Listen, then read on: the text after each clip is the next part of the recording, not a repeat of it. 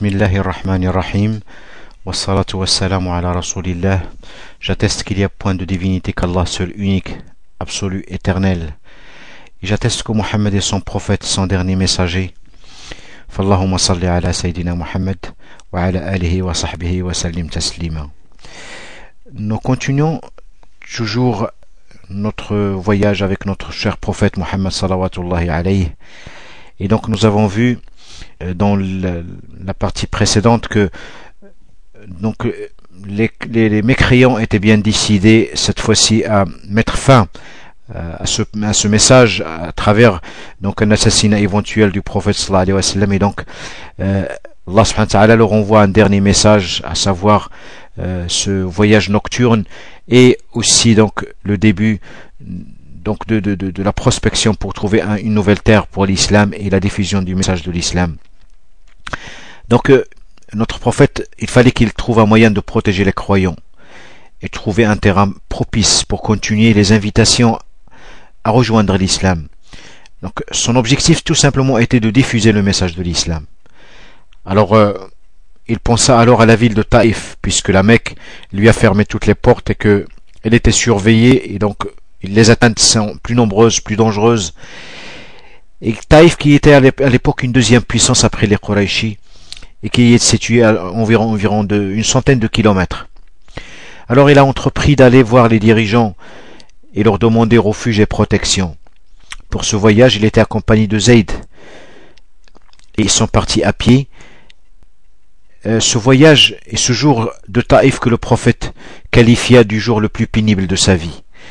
Ils sont partis, donc, et ce geste d'ailleurs pouvait être interprété comme un défi par les Qurayshi, plus dangereux que le départ en Abyssinie, surtout après ce qui s'est passé avec le Négus.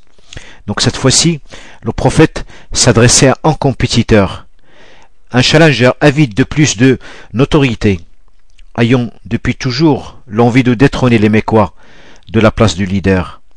Le prophète devait avoir peur, mais la peur ne doit pas immobiliser l'être, car même s'il y a échec, il est forcément un apprentissage pour éviter un autre échec ultérieurement. Le triomphe de la peur tue systématiquement l'être humain. Le prophète sallallahu alayhi wa sallam a entrepris ce voyage à pied. Et il ne voulait pas prendre de monture parce qu'il aurait suscité les curiosités de Quraysh, qui auraient pensé qu'il allait partir loin et donc le surveiller ou éventuellement l'empêcher. Il fallait qu'il mette les chances de son côté. Donc le prophète arrive à Taïf et les trois chefs de Taïf l'ont accueilli avec mépris, au point que l'un d'eux lui dit « Est-ce Dieu n'a trouvé mieux que toi pour transmettre le message ? Est-ce que Dieu n'a pas pu trouver quelqu'un de mieux que toi pour transmettre le message ?» Et un autre lui répond « Si tu es vraiment le prophète, tu es au-dessus de moi pour que je t'adresse la parole.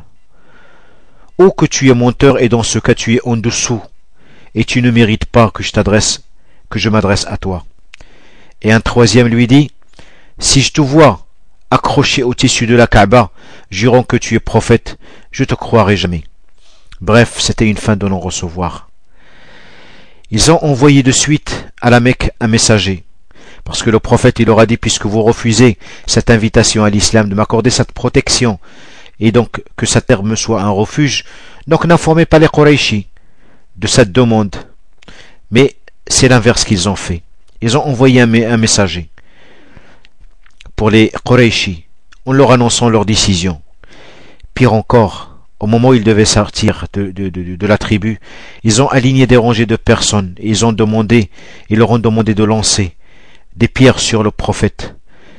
Et ce jour-là, il a saigné de partout.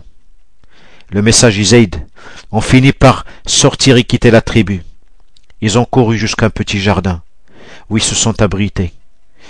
Le prophète leva les mains au ciel pour se confier à Dieu en disant « Dieu, à toi j'exprime la faiblesse de ma force, de mon impuissance, le mépris des gens. Toi Dieu de tout le monde, tu es le Seigneur des affaiblis, tu es mon Seigneur. À qui me confies-tu?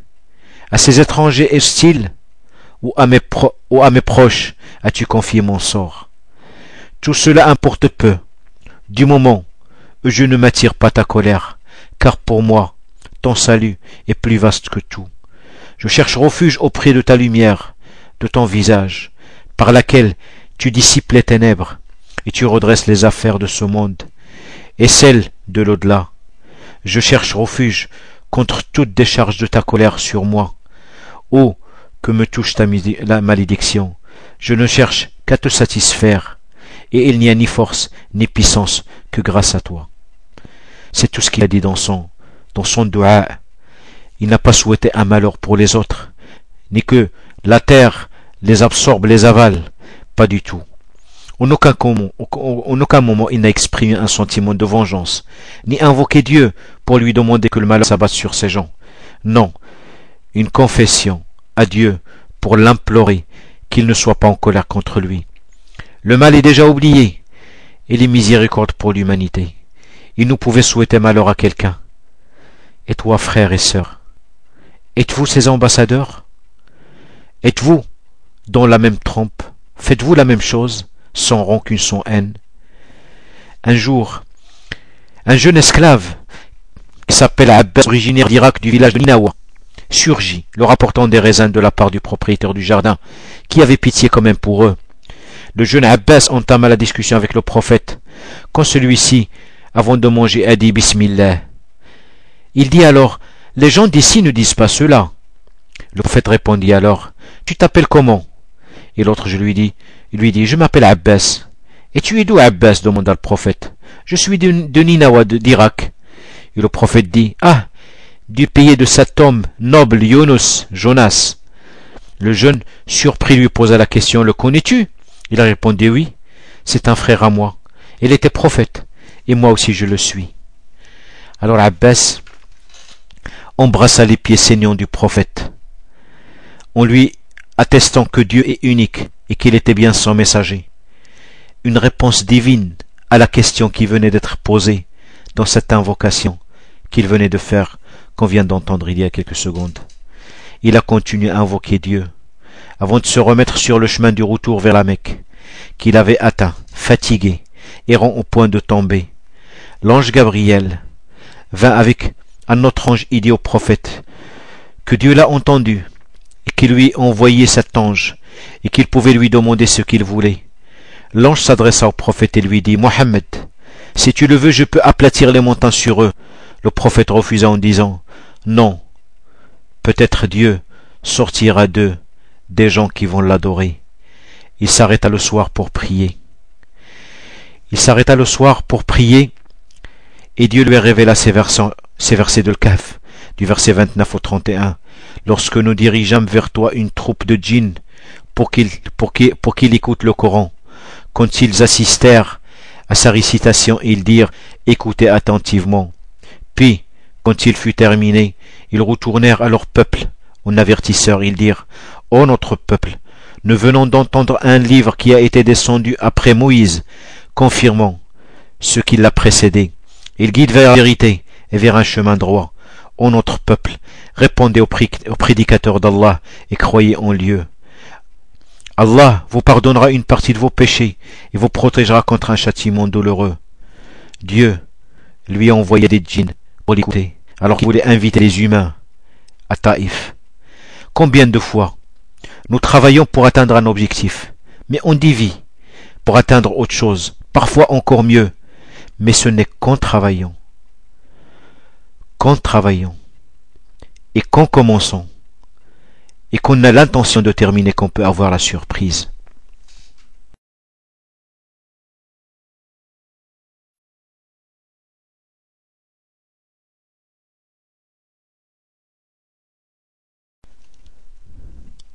Ils enrouvrent ces chemins. Ils arrivent à l'entrée de la Mecque, où les Quraysh les attendaient. Et donc, pour assurer leur entrée et leur sécurité à la Mecque, notre prophète sallallahu alayhi wa sallam a envoyé Zayd, et chaque fois une tribu, pour voir ce qui pouvait se porter garante, et qui pouvait leur assurer cette entrée à la Mecque. Donc, une à une, ils ont refusé. Une tribu a accepté ce défi, parce que chacune d'elles voulait avoir une visibilité vis-à-vis des Qurayshi. Ce fut la tribu de Mut'am ibn Adi qui avait déchiré le document mettant fin à l'embargo, qui accepta. Et ainsi le prophète a réussi à rentrer à la Mecque. Il a fait une circumambulation autour de la Kaaba, c'est-à-dire il a fait le tour de la Kaaba avant de rentrer à son domicile. Après cette souffrance, un miracle allait se manifester, sans aucun changement, ni aucune incidence sur la marche de la vie. C'est ce qu'on appelle l'Isra wal Mi'raj, le voyage nocturne et l'ascension. Le temps était venu qu'Allah l'appuie et glorifie. Et c'était aussi un dernier rappel, un dernier miracle pour les Mécois, afin qu'ils puissent le suivre, ou au moins lui le laisser en paix. L'ange Gabriel vint chez le prophète la nuit, lui demanda de tourner autour de la Kaaba 7 fois. Et là il découvrit une bête qui s'appelle Al-Barouq, un animal blanc étrange. Et lui dit qu'il allait à la rencontre de Dieu. Ce voyage invoqué dans la sourate portant d'ailleurs son nom dans le livre sacré. Cette sourate, il regroupe tous les prophètes, pratiquement beaucoup de prophètes. Et il commence par « Gloire à celui qui de nuit fait voyager son serviteur. » De la mosquée Al-Haram, c'est-à-dire de la Mecque, à la mosquée Al-Aqsa, à Jérusalem, dont nous avons béni l'alentour afin de lui faire voir certaines de nos merveilles. C'est lui, vraiment, qui est l'auditant, le clairvoyant. Ce voyage nocturne et ascension sont parcourus sur des distances énormes, en peu de temps. Une façon de parler. Si on veut parler aujourd'hui par rapport aux unités de mesure, on peut parler d'année-lumière, comme si Dieu, par rapport à la distance et par rapport à la vitesse, informait l'humanité sur l'immensité de son univers. Et ce qui doit nous inciter à découvrir et aller plus loin que les bouts de nos nez. Ce qui, en soi, nous ramène au le premier mot révélé dans le Coran, à savoir Iqra, lis, l'invitation au savoir, contre l'inertie. C'est en connaissant la grandeur de Dieu qu'on le craint pour de vrai, qu'on l'aime pour de vrai, qu'on se rend compte qu'on n'est rien dans son royaume. Alors ils montèrent sur Al-Barouq, ils arrivèrent à la mosquée Al-Aqsa. À l'époque, il était sous l'emprise romaine. Ils rentrent à l'intérieur et ils trouvent la mosquée remplie de prophètes de Dieu, depuis Adam jusqu'à Jésus, Isa alayhi salam. Une réunion pour dire qu'il n'y avait qu'une humanité, une seule, qu'il n'y a qu'un seul Dieu, qui a envoyé tous ses messagers, forcément avec une mission commune, pour servir l'homme, lui permettre de construire, de vivre en paix, de lui éclairer le chemin, de lui éviter le pire, de l'emmener au paradis, grâce à l'adoration d'Allah et son unicité. Ils sont venus les uns après les autres, pour une continuité du message, pour le rappel, et toujours le même message et le même rappel. Tous frères, il y avait le premier envoyé de Dieu et le dernier. Un message pour dire que la fin s'approchait aussi, que le message, ce rappel était donc le dernier. Ils ont prié ensemble, et l'imam fut Mohammed alayhi salam sur l'ordre de l'ange Gabriel. C'était un honneur, mais aussi pour signifier qu'il était le dernier après eux, le dernier à rappeler le message divin sur terre. Ceux qui suivront ce prophète auront cette mission aussi, de faire en sorte de réparer, de réformer jusqu'à la fin du monde. Après cette prière, l'ange Gabriel lui présenta 2 pots pour boire. Dans l'un, il y avait le vin, et dans l'autre du lait, un produit que l'homme modifie, qui aujourd'hui devient interdit, presque interdit, même par les ennemis de l'islam, car il tue, la science le prouve, et il est sans équivoque. L'autre n'a subi aucune modification, il n'est pas nuisible, il est sain pour l'homme. Notre prophète instinctivement a choisi le blanc, le saint, le pur, et ainsi doit être la vie du musulman et de toute l'humanité en tout temps. Ce voyage fut suivi d'une ascension avec l'ange Gabriel, pendant laquelle il a rencontré des prophètes. Et c'est pendant cette nuit qu'a été décrétée la prière comme nous la connaissons et comme nous la pratiquons à ce jour. Il a eu une idée sur le châtiment des adeptes de l'adultère, de la diffamation, de l'atteinte de l'intégrité de la femme, de la description du paradis. Cet événement nécessite une étude à lui seul, car les enseignants sont divers et variés. Il raconta cela au lendemain à Abu Jahl, qui a réuni la population mécoise et demanda au prophète de raconter ce qui lui est arrivé. Le prophète, avec grande conviction, raconta tout au point que certains musulmans ont commencé à douter et pensaient à renoncer à l'islam. Mais avant de se séparer, il les informa qu'il y avait une caravane sur cette route entre la Mecque et Jérusalem qui se dirigeait vers la Mecque, mais qu'il était ralenti à cause d'un vol et qu'il allait venir avec un retard d'un jour ou 2 jours. Tout le monde attendait son arrivée. Et effectivement, cette caravane finit par atteindre les lieux décrites comme son bétail, comme le prophète l'avait vu et comme il l'avait montré aux Qurayshites. Mais malgré cela, ils ont fini par le requalifier à nouveau de sorcier et voyant. Cette deuxième année fut intense, cette 10e fut intense. Par les événements qui se sont succédés, la Mecque n'était plus alors l'endroit propice pour la poursuite de la prophétie. Ce dernier message n'a rien changé. Ce miracle n'a rien changé. Pour se donner plus de chance, il devait profiter pour trouver un endroit propice. Alors pendant les jours de pèlerinage, il sortait discrètement pour démarcher les tribus, afin qu'ils le protègent et qu'ils lui donnent la possibilité de continuer son travail, et donc la propagation et la diffusion du message. Pendant cette période, il a fait 26 tentatives, dont la dernière a réussi, au dernier moment, aux dernières heures avant le départ des pèlerins. Il a contacté la tribu Abu Hanifa, qui fut odieuse, puis Banu Kalb, puis une composante de Bani Amr, Ibn Sa'sa'a. Cette dernière a accepté à condition d'avoir la royauté après son décès. Le prophète refusa la requête, en disant que la royauté est Allah. Et il pouvait leur dire ce qu'il était d'accord, bien évidemment, puisque cela lui permettrait de sortir et de propager son message, puis ensuite changer les choses une fois le but atteint. Mais il ne l'a pas fait, car rien ne se bâtit sur la tromperie, sur la triche, sur le mensonge. Il est parti voir une autre composante, dirigée par un chef dit Bougra. Il ne l'a pas trouvé. Il a exposé ce qu'il voulait à ses sujets, ceux qui le suivaient. Les jeunes de la tribu ont accepté. Mais le chef, en revenant, refusa en disant à ces gens: je n'ai jamais vu quelqu'un revenir chez soi avec un mal comme celui que vous venez de faire. Voulez-vous une guerre avec Quraysh? Puis continue en regardant le prophète. Il lui dit: va gamin, je te jure, si tu n'étais pas chez nous, je t'aurais coupé la tête.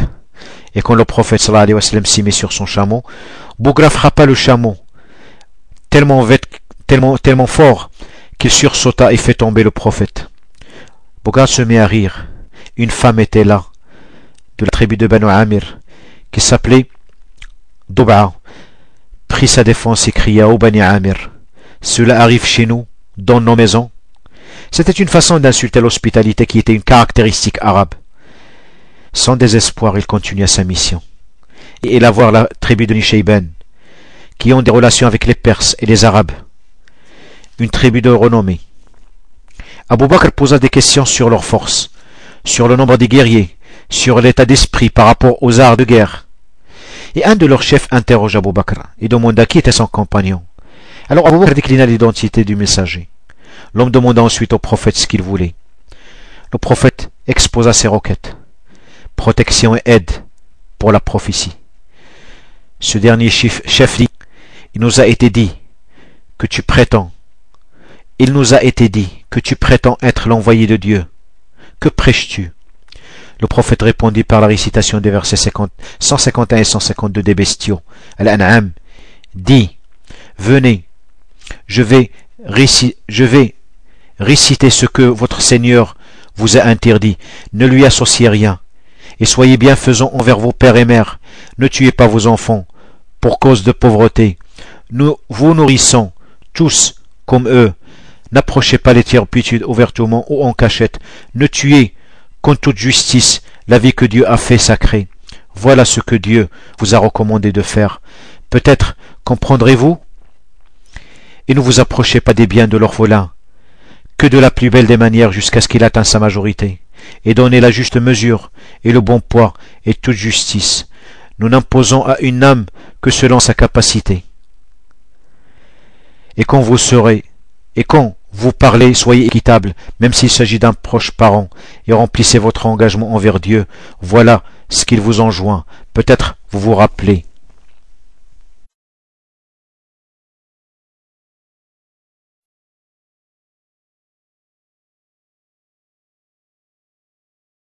Et donc, pour reprendre juste ces deux versets des bestiaux, Al-An'am dit: venez, je vais réciter ce que votre Seigneur vous a interdit. Ne lui associez rien, et soyez bienfaisants envers vos pères et mères. Ne tuez pas vos enfants pour cause de pauvreté. Nous vous nourrissons tous. N'approchez pas des turpitudes, ouvertement ou en cachette. Ne tuez qu'en toute justice la vie que Dieu a fait sacrée. Voilà ce que Dieu vous a recommandé de faire. Peut-être comprendrez-vous? Et ne vous approchez des biens de l'orphelin que de la plus belle des manières, jusqu'à ce qu'il atteigne sa majorité, et donnez la juste mesure, et le bon poids, en toute justice. Nous n'imposons à une âme que selon sa capacité. Et quand vous parlez, soyez équitable, même s'il s'agit d'un proche parent, et remplissez votre engagement envers Dieu. Voilà ce qu'il vous enjoint. Peut-être vous rappellerez. Puis ce chef qui s'appelait Marrouk dit: et quoi d'autre? Et le prophète continue: Dieu ordonne la justice, la bienfaisance, et voir les proches, c'est-à-dire l'entretien du lien de sang, et interdit les turpitudes, le mal et l'oppression.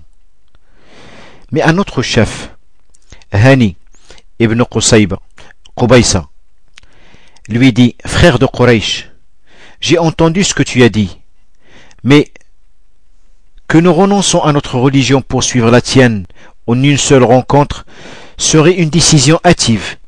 La précipitation mène à la chute. Nous verrons et tu verras. Nous réfléchirons et tu réfléchiras. Et nous reviendrons vers toi ensuite. Le troisième, Ibn Haritha leva sa main pour prendre la parole, dit: frère de Quraysh, je vois dans ce que tu nous invites une chose que détestent les rois, et je vois, si les Perses entendent cela, ils déclareront la guerre. Notre pied est entre les Perses et les Arabes. Ce qui est de la part des Arabes, l'erreur est pardonnable, et le péché est absous. Mais avec les Perses, l'erreur avec eux n'est jamais excusée, et le péché est punissable. Mais nous pouvons te protéger des Arabes. Le prophète se leva et dit: vous êtes des gens honnêtes, mais pour cette chose, elle est pour celui qui la prendrait entièrement, et de tous les côtés.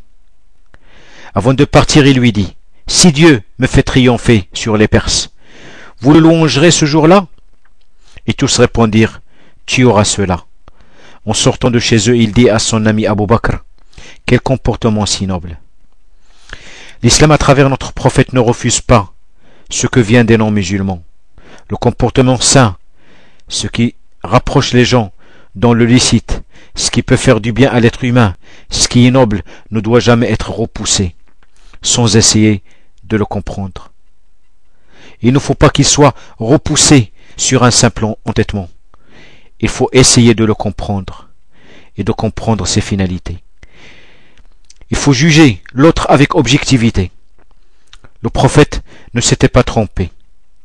Al-Muthana Ibn Haritha a fini par se convertir à l'islam après le décès du prophète et est parti avec sa tribu Bani Shayban harceler les Perses.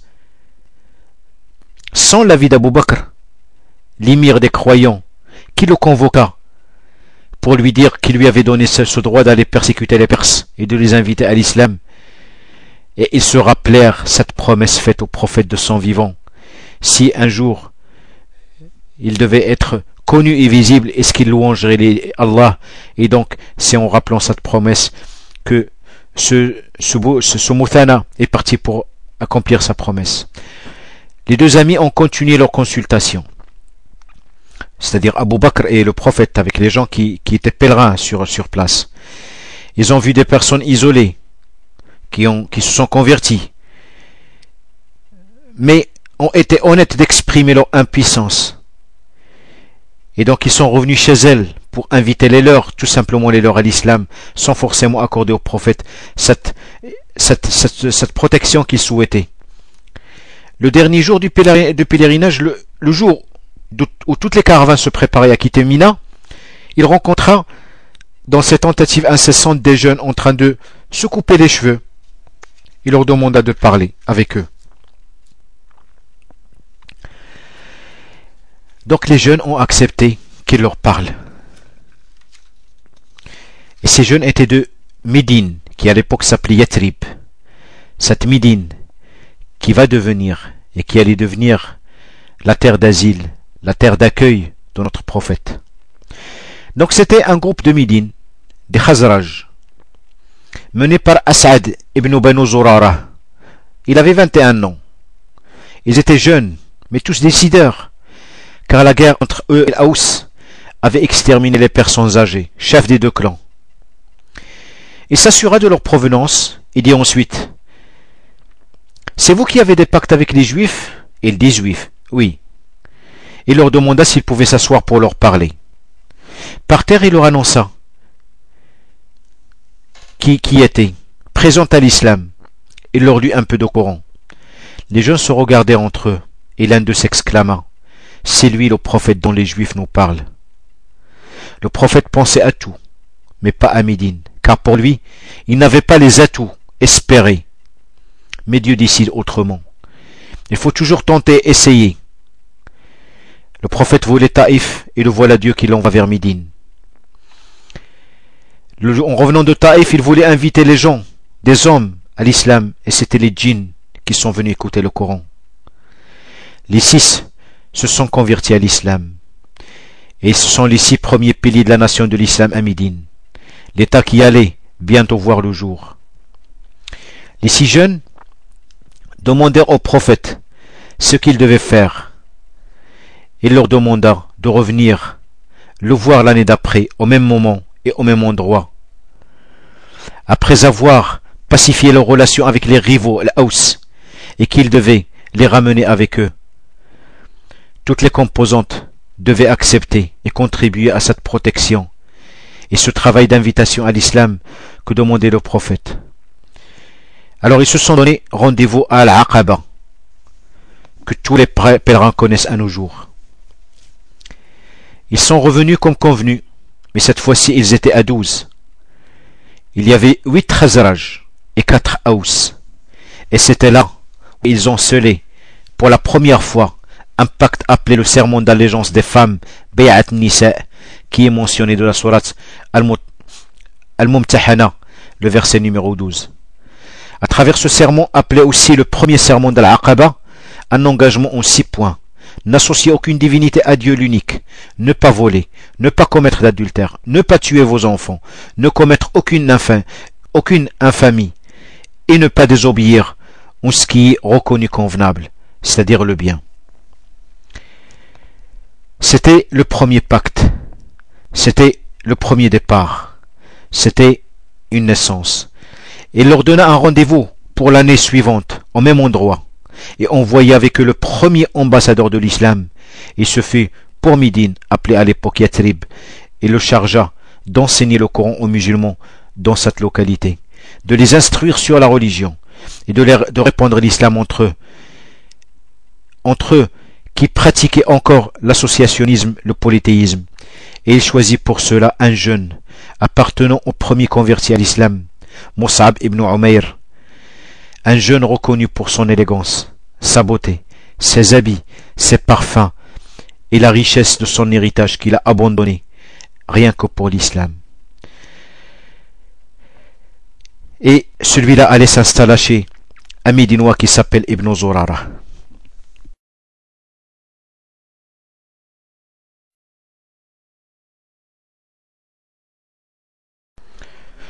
Donc Mus'ab arrive à Médine et il s'installa chez As'ad ibn Zurara, surnommé Abu Umama, en compagnie duquel il commença à diffuser l'islam au sein de la population de Yatrib.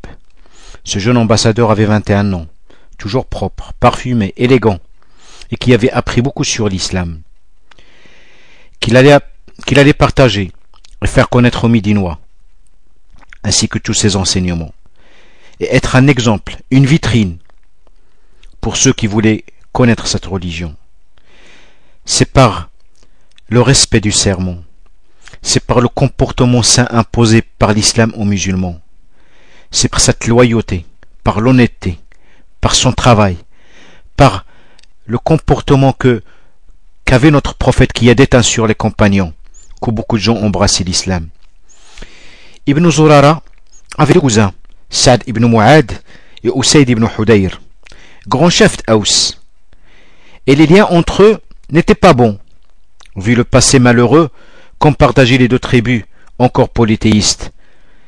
Dès qu'ils furent informés de la présence de Mus'ab, Saad dit à Usayd d'aller voir ce qui se passait et chasser cet invité de chez son cousin. Ainsi Usayd se saisit de sa lance et se dirigea vers eux.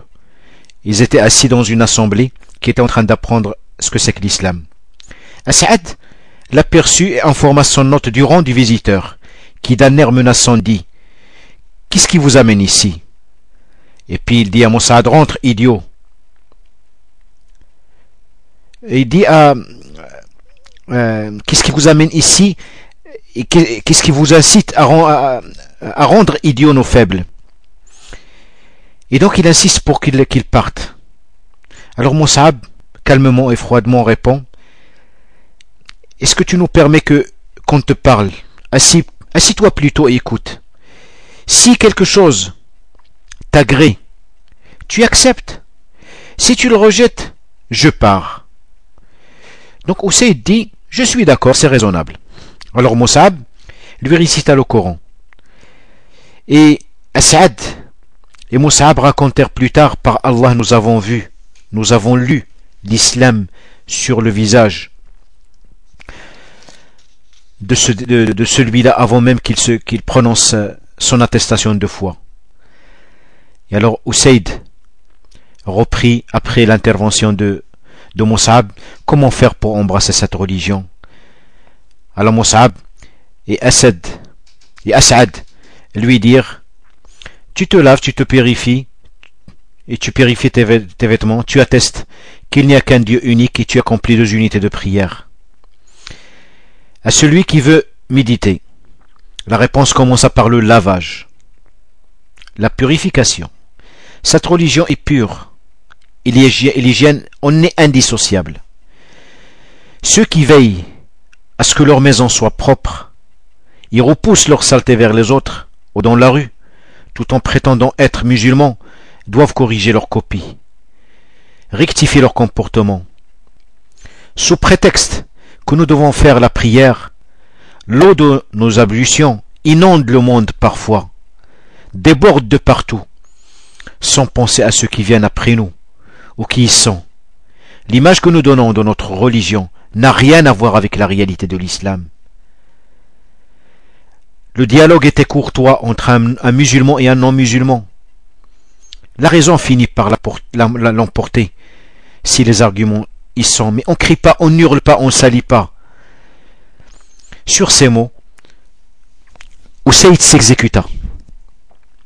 Et il dit: il y a derrière moi un homme, en parlant de Saad ibn Mu'ad. S'il embrasse votre religion, il ramènera tous les hommes de sa tribu. Alors Usayd retourna voir Saad, qu'il trouva assis. En l'apercevant, celui-ci dit: oh Usayd, vous revient avec un visage qu'il n'avait pas à son départ. À l'arrivée d'Usayd, Saad lui dit: qu'as-tu fait? Alors il répondit: j'ai parlé aux 2 hommes, je leur ai interdit de rester, et ils ont dit: nous ferons ce que tu veux. Il continua: on m'a raconté que les Banu Haritha sont allés rencontrer Saad, qu'ils savent être ton cousin et donc veulent le tuer, et cela pour te dévaloriser. Donc Usayd vient de raconter tout simplement à ce monsieur que As'ad ibn Zurara, qui est son cousin, qu'il était en danger et que les Banu Haritha, qui sont des ennemis, allaient le dévaloriser, donc Saad, à travers le mal qu'il pouvait faire à son cousin As'ad ibn Zurara. Donc certes c'était un mensonge, mais il fallait l'exciter, il fallait l'inciter à aller voir si As'ad ibn Zurara était en danger, même s'ils étaient de 2 tribus différentes et qu'ils ne s'aimaient pas, mais par contre l'honneur de la famille passait avant tout. Alors furieux, Saad se dirigea vers Mus'ab et As'ad. Lorsqu'il les voit sereins, il comprit que Usayd ne voulait que l'emmener vers eux et à écouter leurs propos. Pareil que Usayd, menaçant il installa un dialogue. Et les mêmes choses se produisent qu'avec Usayd. Et dans le même échange, Saad finit aussi par embrasser l'islam.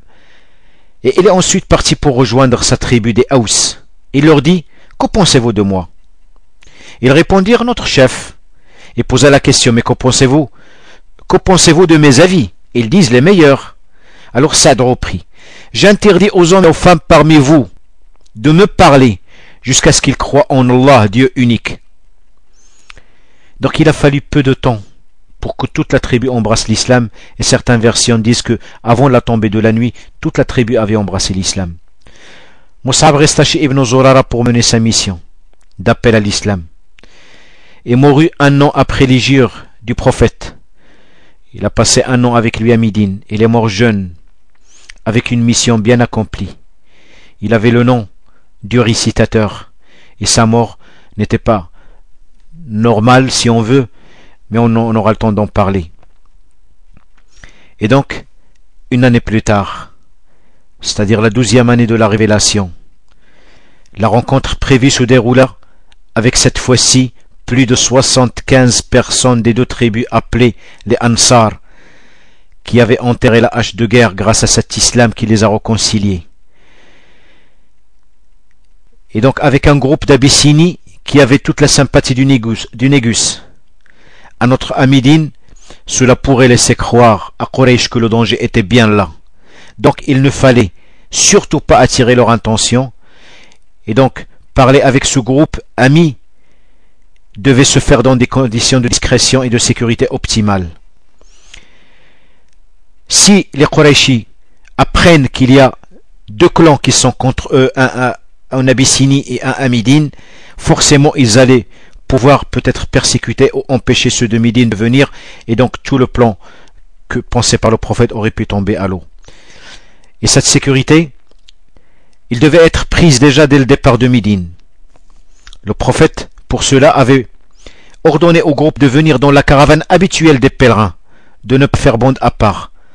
Donc la caravane des pèlerins de Médine, qui comprenait les idolâtres et les polythéistes.